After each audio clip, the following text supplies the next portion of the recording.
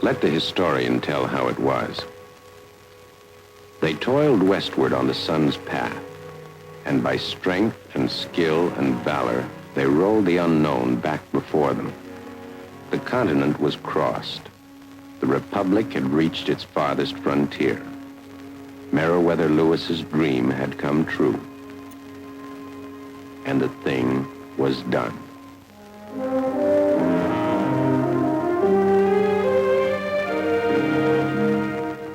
Here on the river where they set forth, we have raised a monument to their dream and to all those who followed on the way west.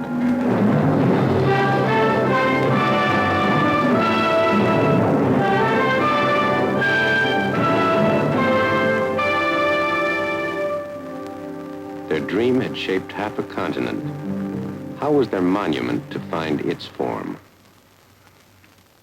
Across time, said architect Eero Saarinen, an absolutely simple shape has given the great memorials their significance and dignity. Here, neither an obelisk, a pyramid, nor a dome would do. In this place, for our time, a great yet simple arch did seem right. And so it was. But concealed in its simple shape was a set of construction complexities which would challenge both architect and engineer.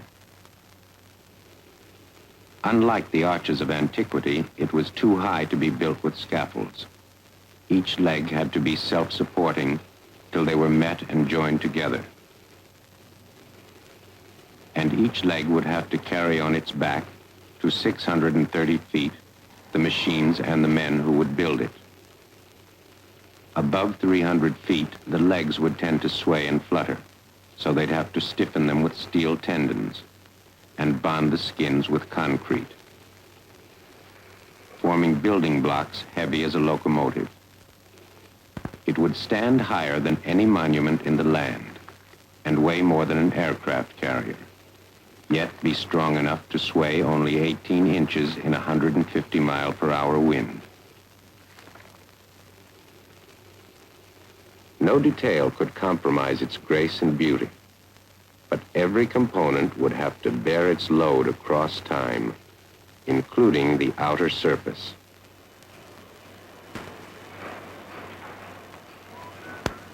In the winter of 1962, the work was begun.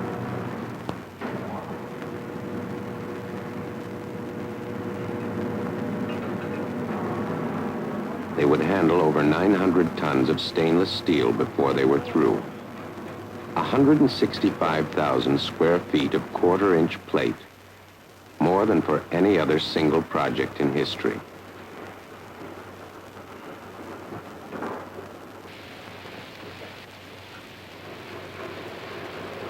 Giving the metal its form, they would weld it, scribe, saw, shave, grind, mold, and sculpture the steel.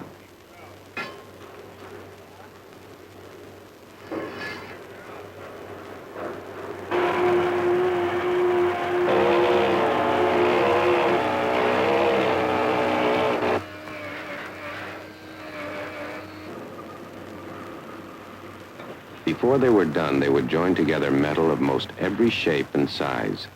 Some 500 tons of stiffeners and tie rods, 2,000 tons of carbon steel plate.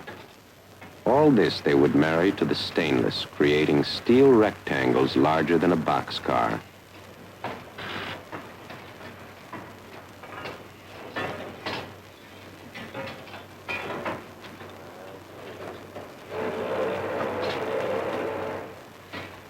Mating the carbon steel plates to the back of the stainless finished what was labeled a subsection. Here they called it simply making a sandwich. A 15-ton, 2-ply, 12 by 54-foot special.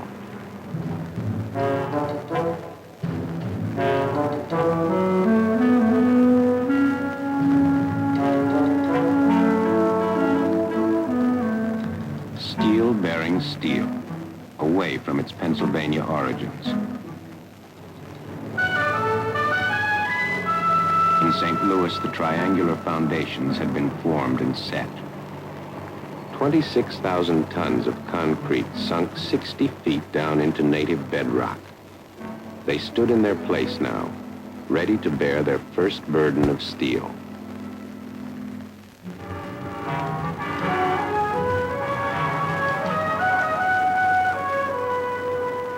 It was moving westward at a pace the pioneers could not imagine, but on a path they had carved themselves.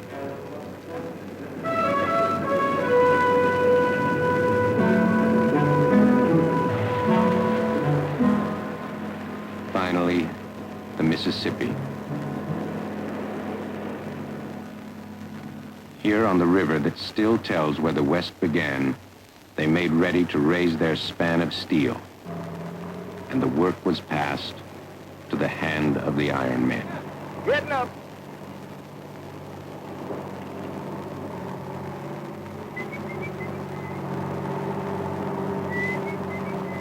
They set forth in the spirit of those who had walked this same ground more than a century before. Ahead of them, they saw only hard work, a far-off destination, a thing to be done.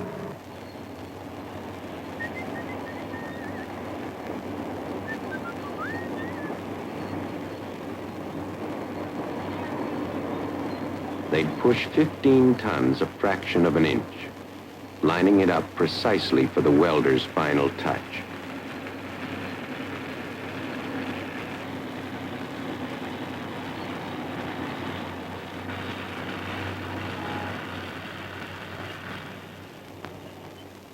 The first piece was ready February 12, 1963.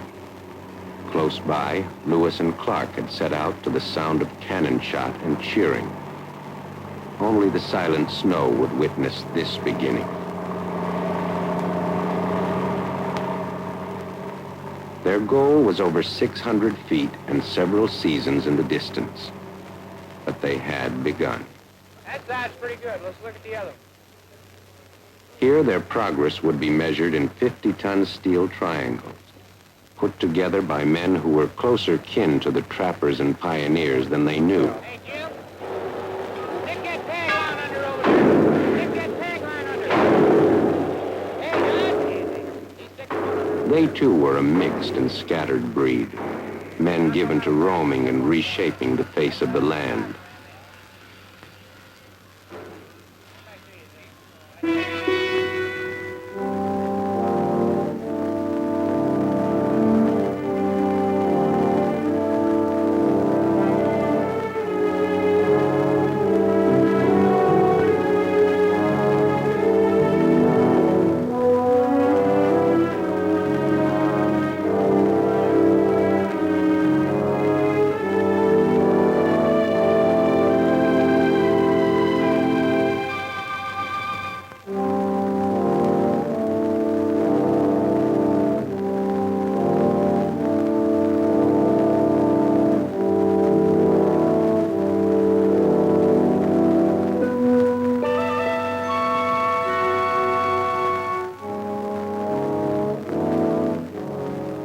It had been designed to fit and carefully engineered that way.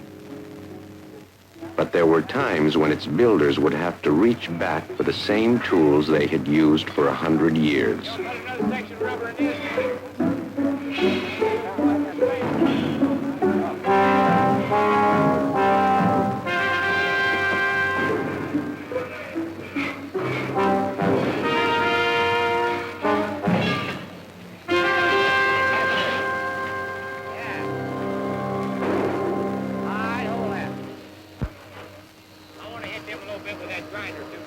Once seated, each section had to be brought into line with the one below.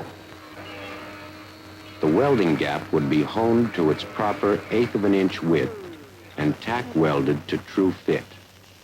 Then the sections could be permanently joined, bonded together along all three sides, creating a continuity of strength. Summer 1963. 6 sections are up, 72 feet high. The ground cranes can reach no higher. Problem: how to raise the remaining sections? Answer: first, fix supporting columns on the back side and lift the work scaffolds into place.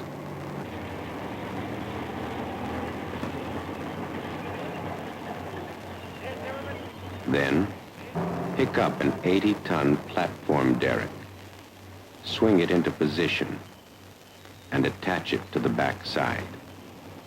Now it will hoist the sections and itself the rest of the way.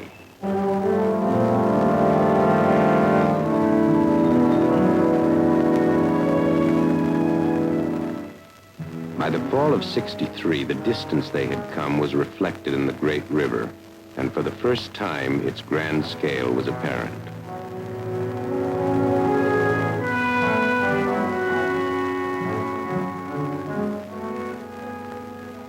Moving into 1964, they were approaching 300 feet. Up to this level, much of their work was concealed in the innards. Before each concrete pour, they placed a set of steel tendons in carefully calculated positions. When spliced with the ones below, these tendons formed an unbroken band of strength, running down between the skins deep into the foundations of the arch. When the splicing was done, they were ready for the concrete.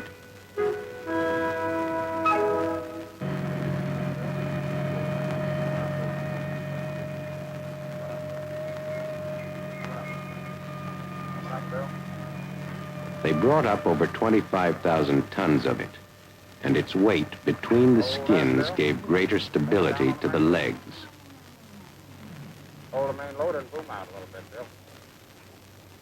Boom out. The concrete also served as a bond between the inner and outer skins, and it was here that the steel tendons were brought into play. The tendons possessed great tensile strength, which must now be captured and locked, squeezing the concrete and skins together. To stretch them to the locking point would take 70 tons of pull.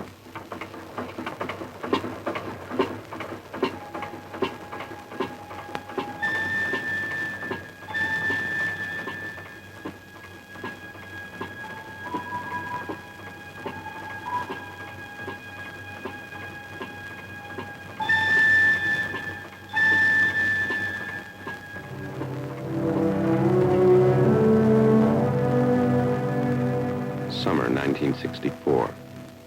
They have built a railroad into the sky and moved the creeper derrick up its tracks.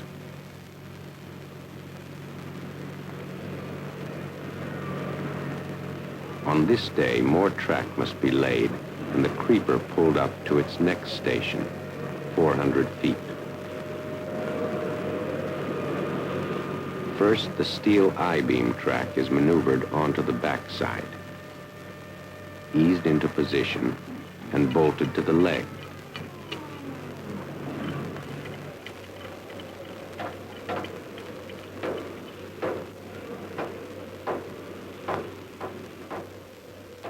At 400 feet, they were handling the same tonnages and tasks as they had down below, but there were differences.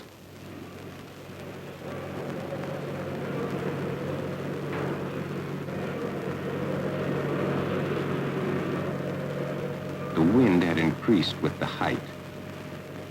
They could feel more shift and sway in the legs, and they had less room.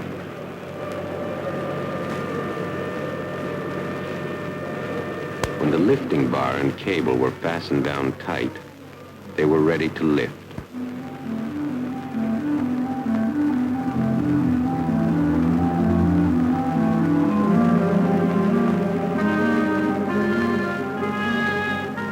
To stay within reach of its work, the 80-ton creeper would haul itself up 4 sections at a time to the top. And they would have to bring it down the same way, taking the track off as they went.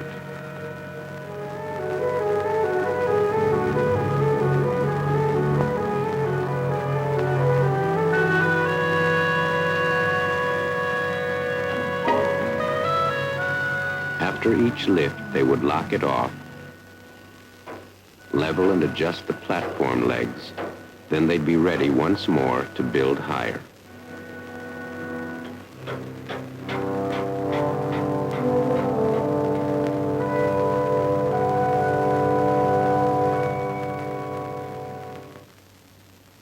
To minimize error and ensure uniform temperature conditions, they took their geometry control readings at night. Sighting on target lights, they would locate exact points on the corners of the legs. Their readings would be compared with computerized ideal points. Their margin for error, 1/64th of an inch, could mean failure at the top.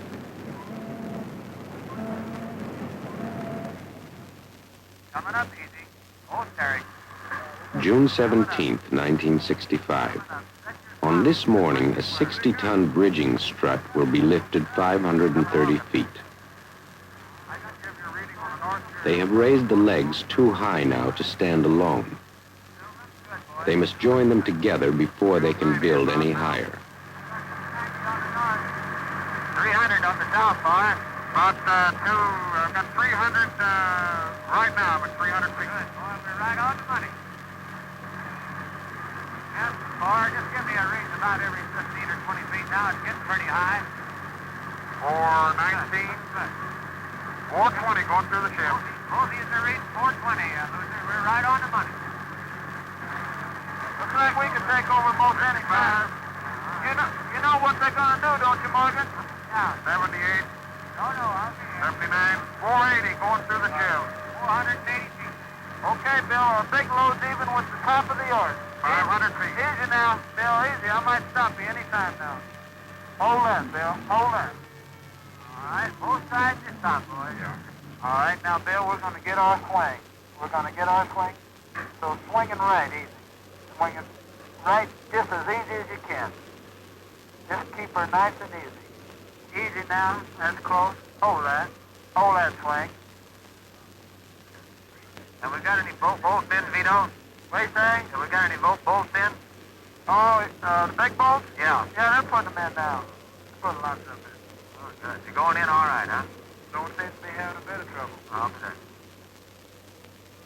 Well, that thing was tough, wasn't it? I figured it'd get a little belly in her and maybe, you know. No, but we picked it down here. It was stiffer than the devil. No, that's a good support. Boy, it is. I'm kind of glad to see it in there, too. Yeah, me too. When that storm comes up, it won't shake you off of there no more.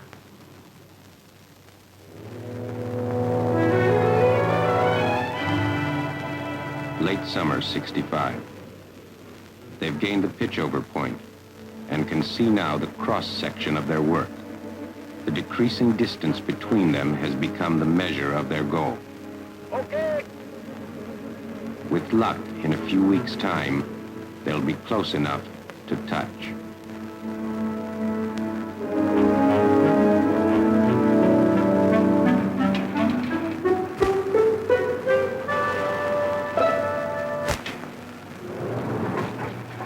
September 1965. More than 2.5 years since they first began. Getting to work now has become a job in itself. What used to be a short climb up the ladder is now a 12-minute ride on the backside.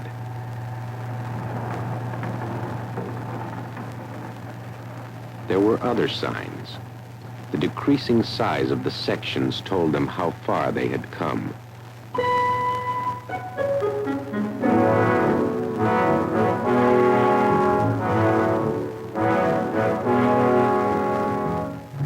When they saw the ventilator hole for the hoist motor, they knew it was section number 6.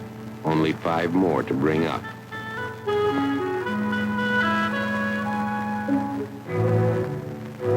Back when they began, the project had attracted its share of skeptics. But through the long cycle of the seasons, whatever the wind or the weather, they had pushed their work higher and higher.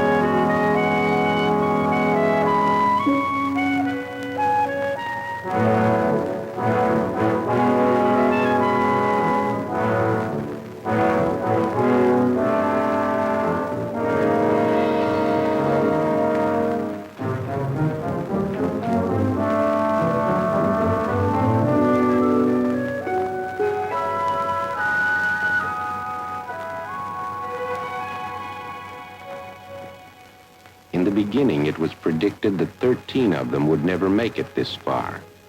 But not a single man would be lost. And the closer they came, the more carefully and deliberately they moved.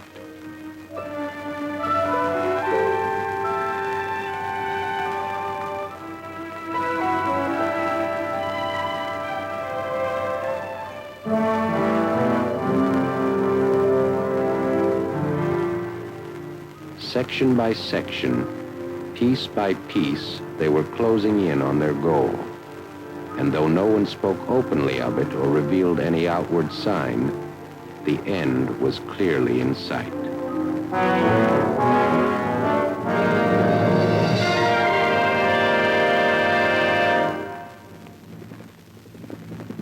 October 28th, 1965. Sky clear. Temperature 40 degrees. Wind 10 miles an hour from the east. Down below, the final piece moved toward its liftoff. On top, the tension began to mount with the temperature. The engineers figured it was a race with the sun. To set the last piece, they must first jack the legs apart. But the south leg had begun to expand and deflect in the sun's heat. The last piece must be brought up before the legs were forced too far out of line.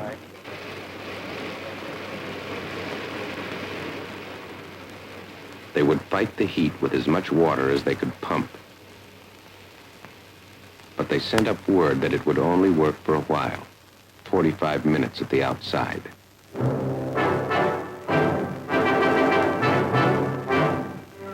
Now they would shove 500 tons of pressure against the legs, jacking them slowly apart the final 4 feet they needed.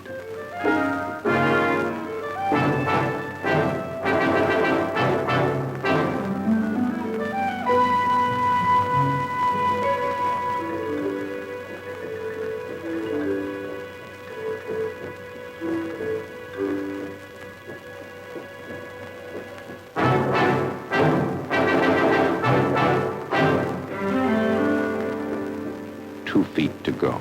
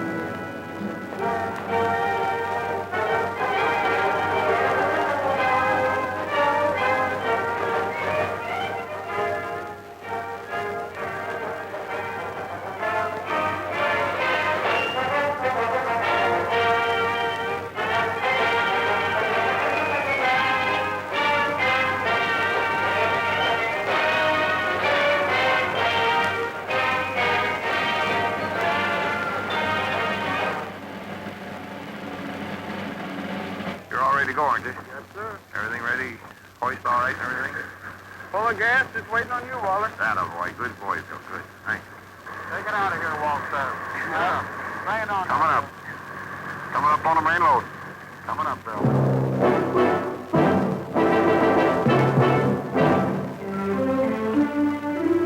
3 feet. Coming up. Coming on up on the main load. You can swing it and do what you want to, Vito. All right.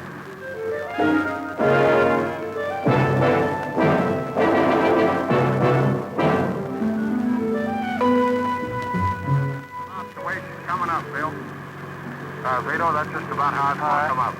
Where am I, Jim? Oh, you're about 180 feet up, right at 200 feet. But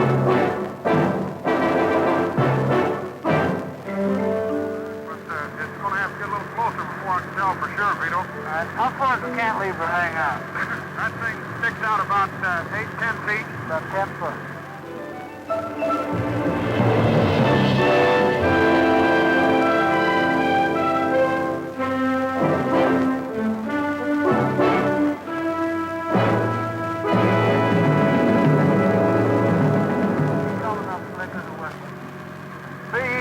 Bill, be ready to stop anytime. Keep coming up like yours. I may stop you anytime now. Where am I at now, Mike? The flag's right about even with the top of the yours.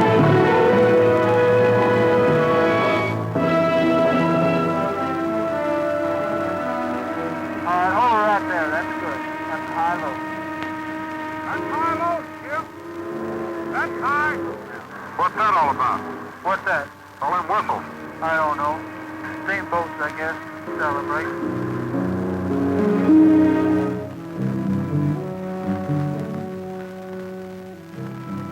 The historian was writing of Lewis and Clark, but the spirit of his words belongs just as truly to those who shaped and raised this monument.